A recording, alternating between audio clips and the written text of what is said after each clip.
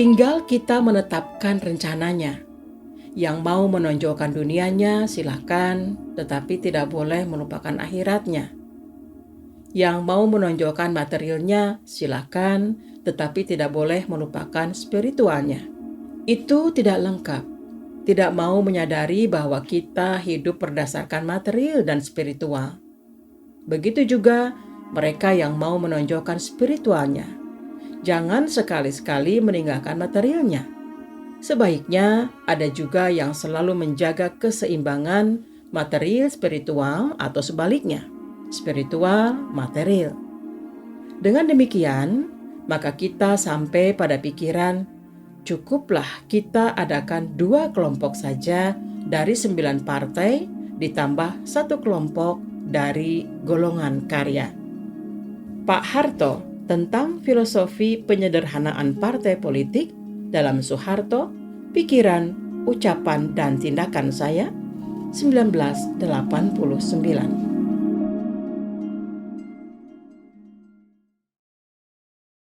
Menyederhanakan jumlah partai politik. Pak Harto memenuhi amanah MPRS yang diembannya untuk menggelar pemilihan umum atau pemilu selambat-lambatnya pada 5 Juli 1971. Penyelenggaraan pemilu pertama pada masa Orde Baru itu digelar 2 hari sebelum tenggat waktu, tepatnya 3 Juli 1971.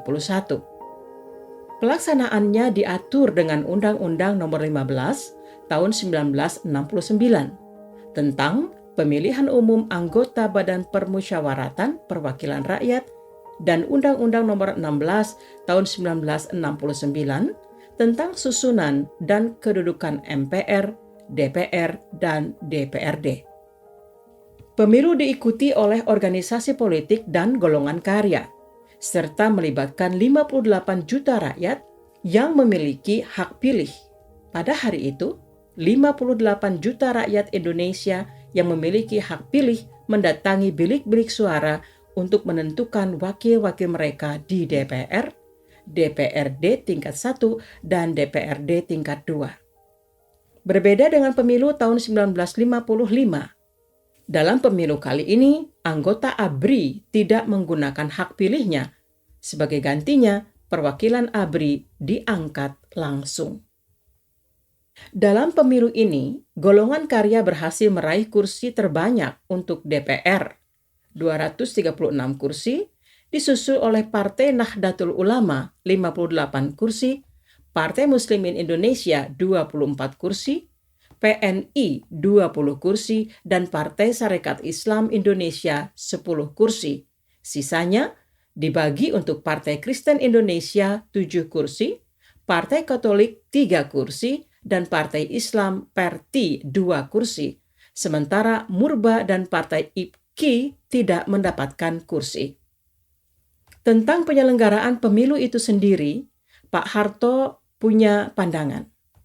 Saya menyadari bahwa untuk menyehatkan kehidupan demokrasi, pemilu memang bukan satu-satunya alat. Meskipun demikian, pemilu adalah alat yang paling penting yang sesuai dengan keinginan hati nurani kita semua. Justru, melalui pemilu inilah rakyat sendiri datang secara langsung, aktif memilih wakil-wakilnya yang dipercaya. Apakah dengan selesainya pemilu, kehidupan demokrasi kita benar-benar tumbuh dengan sehat? Jawabnya bergantung pada kita sendiri. Pada pemimpin-pemimpin partai politik, pada pemimpin-pemimpin organisasi karya, pada kekuatan-kekuatan pembaharuan dalam masyarakat, dan kepada seluruh rakyat.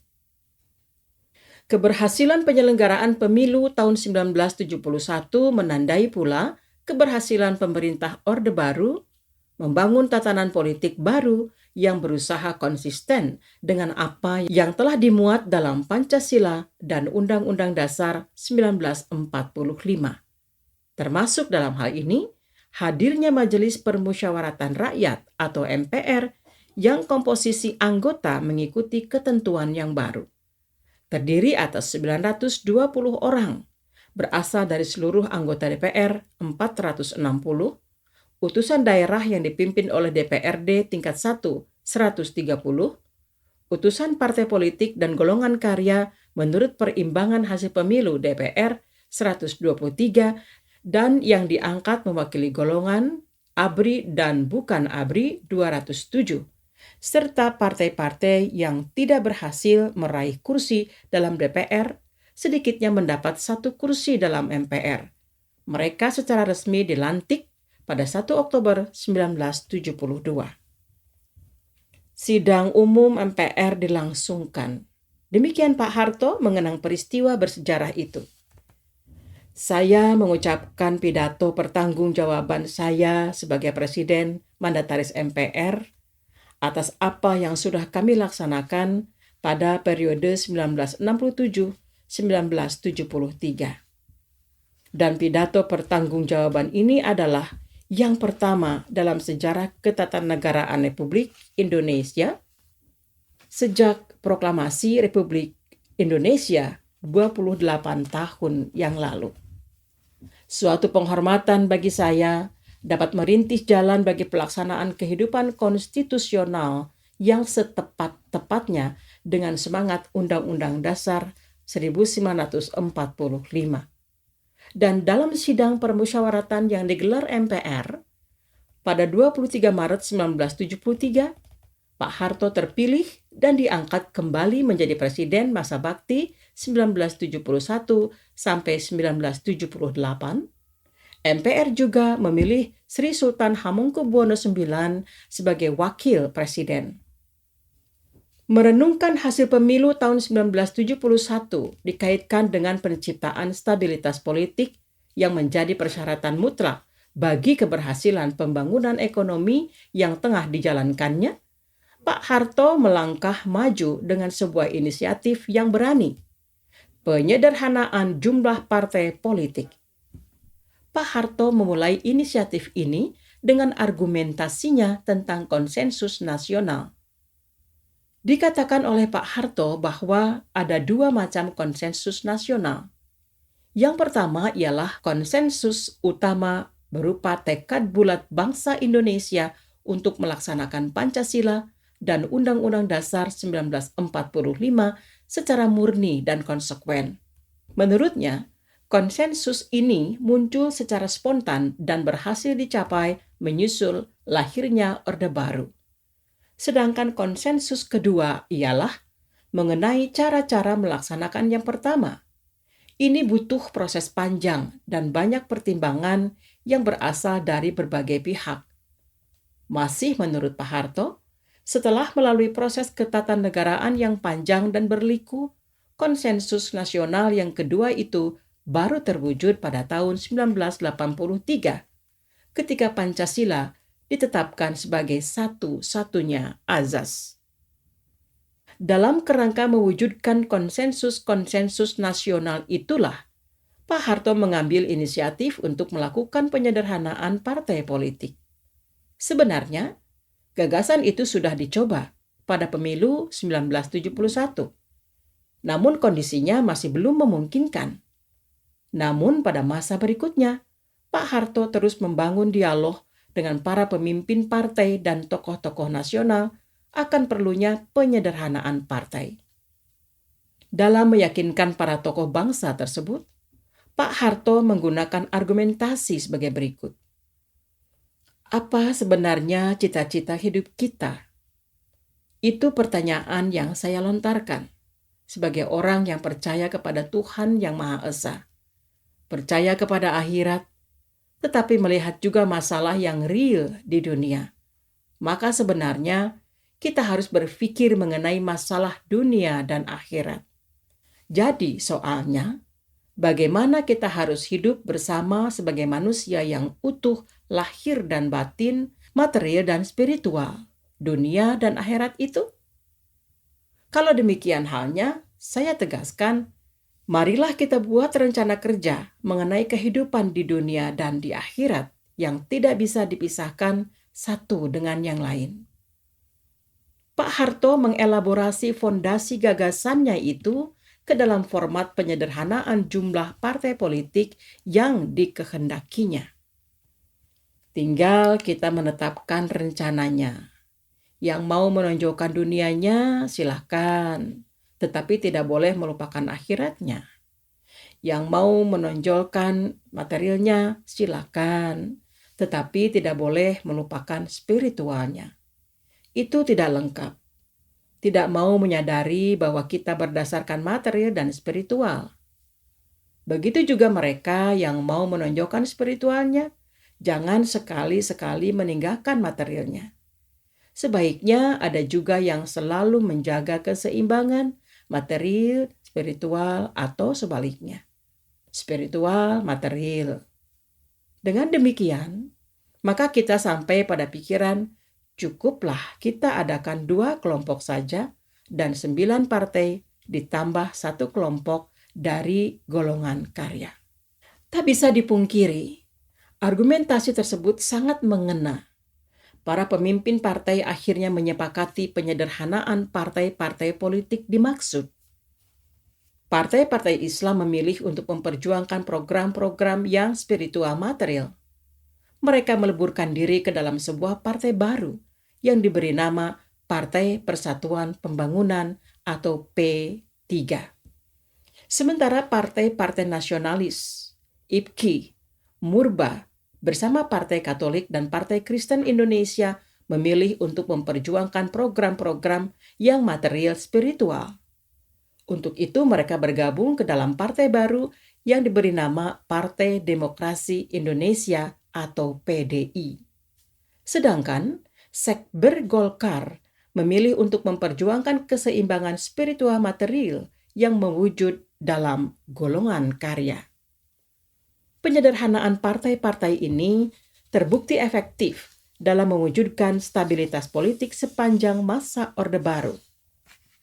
Hal yang demikian sesungguhnya telah dipraktikkan oleh negara-negara maju di dunia, baik Amerika Serikat, Inggris, Jepang, Jerman maupun Prancis memiliki partai politik dalam jumlah yang sederhana, yang dengan demikian, maka stabilitas politik tetap terjaga demi kelangsungan pengembangan ekonomi dari bangsa-bangsa tersebut. Saya sendiri turun tangan dalam hal ini. Saya mesti turun ke lapangan menangani masalah ini, dan tak boleh bosan, tak boleh jenuh, sampai-sampai saya dan istri saya meminumkan sendiri cairan polio kepada beberapa bayi dalam rangka menggalakkan program imunisasi di tanah air. Itu usaha kita bersama dalam mengatasi masalah yang sangat pokok di negeri ini.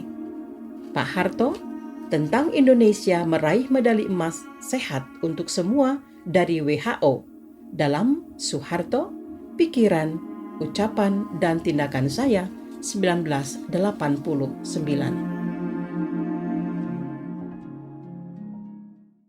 Menyehatkan rakyat.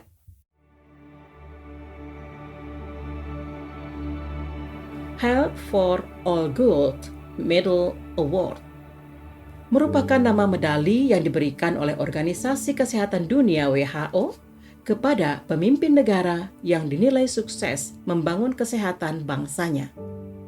Pak Harto sebagai Presiden Republik Indonesia berhasil memperolehnya pada 18 Februari 1991. Medali tersebut diberikan karena kepeloporan Pak Harto dalam menangani masalah-masalah kesehatan rakyatnya. Betapa tidak? Sejak rakyat mengamanatkan kepadanya untuk memimpin bangsa Indonesia, masalah kesehatan merupakan salah satu prioritas dalam program pembangunan yang dijalankannya. Kesehatan telah masuk menjadi program prioritas pada Repelitas 1, yaitu 1969, 1973, dan terus-menerus diperjuangkan kesinambungannya sepanjang masa baktinya sebagai Presiden Republik Indonesia. Hasilnya tak dapat dipungkiri. Jika angka harapan hidup bangsa Indonesia pada awal Repelitas 1 adalah 45,7 tahun, maka pada tahun 1990 meningkat menjadi 62,7 tahun. Sementara angka kematian bayi per 1000 menurun dari 145 pada tahun 1970-an menjadi 58 pada akhir tahun 1990-an. Demikian pula angka kematian ibu melahirkan per 100.000 kelahiran mengalami penurunan yang luar biasa dari 450 pada 1986 menjadi 425 pada tahun 1992. Keberhasilan ini juga ditopang oleh indikator-indikator lainnya yang menunjukkan inisiatif dan komitmen Pak Harto dalam mewujudkan kesejahteraan rakyatnya melalui bidang kesehatan. Memang, saya sendiri turun tangan dalam hal ini. Saya mesti turun ke lapangan menangani masalah ini dan tak boleh bosan, tak boleh jenuh, sampai-sampai saya dan istri saya meminumkan sendiri cairan polio kepada beberapa bayi dalam rangka menggalakkan program imunisasi di tanah air. Itu usaha kita bersama dalam mengatasi masalah yang sangat pokok di negeri ini. Pada masa pemerintahan Pak Harto, terdapat sejumlah inovasi pembangunan di bidang kesehatan yang memiliki andil besar diraihnya medali dari WHO ini. Pertama, program keluarga berencana. Meski dirancang sebagai usaha pemerintah dalam mengendalikan pertumbuhan penduduk, namun aktivitas yang dikembangkan sangat erat dengan perbaikan derajat kesehatan ibu dan anak. Memang, Indonesia berhasil menekan laju pertumbuhan penduduk dari 2,3% pada periode 1970 sampai 1980 menjadi 1,66% pada tahun 1990-an. Sementara angka kematian turun dari 19,1 per 1000 penduduk pada 1967 sampai 1970 menjadi 7,9 per 1000 pada tahun 1993. Dan angka kelahiran total per wanita menurun dari 5,6 anak pada 1967 sampai 1970 menjadi 2,87 anak pada tahun 1990-an. Hal ini dicapai antara lain karena keberhasilan Pak Harto menggalang dukungan dari tokoh agamawan dan kelompok masyarakat lainnya. Pengorganisasian pelaksanaan program yang efektif oleh suatu lembaga yang dibangun khusus untuk itu, yakni BKKBN, dan kampanye komunikasi yang masif dalam rangka menjadikan KB sebagai gaya hidup. Khusus untuk program pengendalian penduduk ini, Pak Harto sebagai Presiden Republik Indonesia diganjar dengan penghargaan kependudukan dari UNDP pada tahun 1989. Kedua, mencegah dan membasmi penyakit dengan imunisasi. Masih terkait dengan penanganan kesehatan, utamanya kesehatan ibu dan anak, salah satu program yang secara intensif dijalankan oleh pemerintah Orde Baru ialah program imunisasi nasional. Jika pada tahun 1956 telah dijalankan program imunisasi cacar, maka pada tahun 1973 dilakukan imunisasi BCG untuk mengatasi tuberkulosis.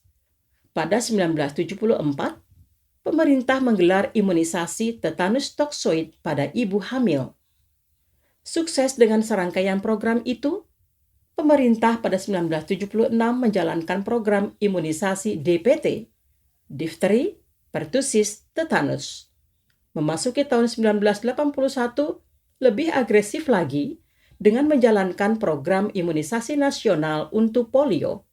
Dilanjutkan dengan imunisasi campak pada 1982 dan pada 1997 dimulai program imunisasi hepatitis. Pak Harto berhasil membangun kesehatan dengan melakukan pencegahan dan pemberantasan penyakit melalui imunisasi secara nasional. Cakupan imunisasi lengkap telah mencapai 89,9% pada 1992 sampai 1993. Cakupan ini jelas lebih tinggi dari yang ditetapkan WHO secara internasional, yakni 80%.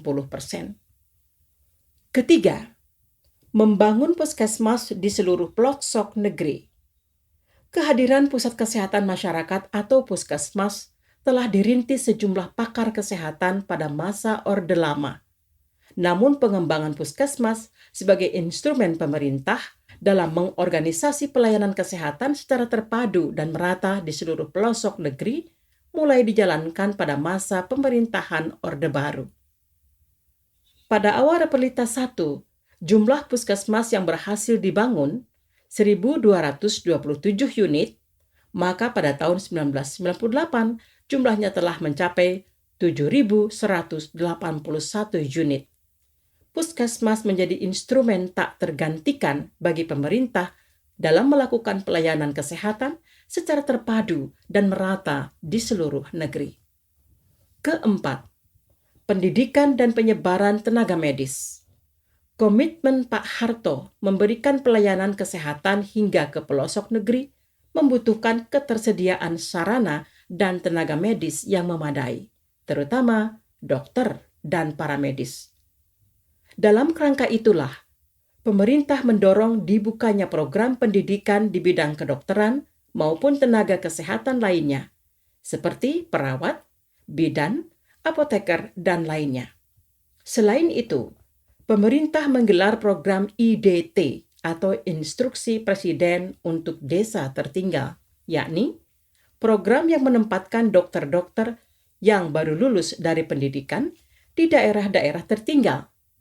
Program yang dimulai 1 April 1994 terbukti efektif menyediakan tenaga dokter di puskesmas-puskesmas maupun rumah-rumah sakit yang jauh di pelosok negeri.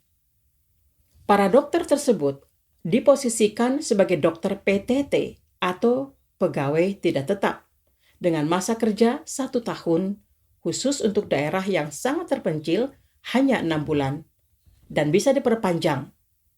Tak hanya Inpres untuk dokter, Pak Harto juga menerbitkan Inpres untuk bidan, serta mendorong digelarnya pendidikan kebidanan di banyak daerah, guna mencukupi kebutuhan tenaga medis bagi pelaksanaan program KB yang saat itu semakin pesat. Kelima, melibatkan masyarakat dalam pengembangan kesehatan lewat posyandu. Tidak cukup dengan penyediaan sarana puskesmas. Pemerintah Orde Baru yang juga mengajak masyarakat untuk berperan serta dalam meningkatkan kesehatannya, dan dalam konteks ini, pihak masyarakat yang dipandang paling utama dalam penanganan kesehatan di keluarga adalah ibu-ibu rumah tangga. Mereka inilah yang digerakkan untuk berperan aktif dalam sebuah instrumen kesehatan masyarakat yang disebut Pos Pelayanan Kesehatan Terpadu atau Posyandu. Posyandu dikembangkan dari pos penimbangan dan karang gizi yang telah berlangsung sebelumnya. Posyandu dibangun di tingkat unit kecil masyarakat, baik di RT, RW, atau kampung. Dengan menjalankan 5 program, yakni pelayanan kesehatan ibu dan anak, keluarga berencana, pembinaan gizi keluarga, penanggulangan penyakit, dan imunisasi. Ibu-ibu PKK serta istri-istri pejabat pemerintahan didorong untuk menjadi motor penggerak dari aktivitas posyandu yang berada di lingkungannya. Keenam, mempromosikan peningkatan gizi keluarga. Anak-anak yang hidup pada masa pemerintahan Orde Baru sudah pasti mengingat dan menghafal jargon 4 sehat, 5 sempurna. Sebuah jargon yang telah dipromosikan sejak tahun 1955 mendapat tempat khusus pada masa pemerintahan Orde Baru dalam rangka memperbaiki dan meningkatkan gizi bangsa Indonesia. Dengan kaitan itulah, secara intensif dipromosikan berbagai program yang memungkinkan keluarga-keluarga Indonesia yang sebagian besar masih hidup dalam kondisi ekonomi terbatas tetap dapat mencukupi kebutuhan dasar gizi anggota keluarganya. Program ini terutama dilakukan pada pemberian makanan tambahan di sekolah-sekolah dasar, mendorong terbangunnya karang gizi oleh Posyandu hingga penyelenggaraan pendidikan gizi keluarga bagi anggota PKK, termasuk mendorong keanekaragaman pangan yang bisa menggantikan beras sebagai makanan pokok keluarga.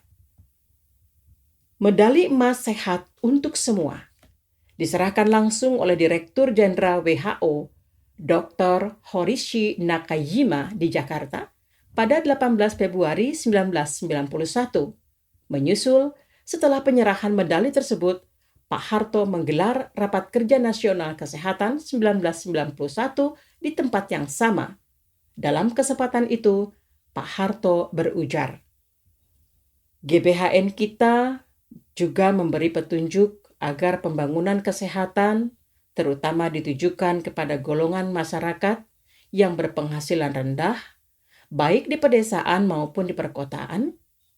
Untuk melaksanakan petunjuk itu, pembangunan kesehatan harus lebih diarahkan kepada masyarakat di daerah terpencil dan daerah kumuh perkotaan yang belum menikmati pelayanan kesehatan yang memadai. Bersamaan dengan itu, harus terus diperbaiki mutu pelayanan kesehatan kepada masyarakat.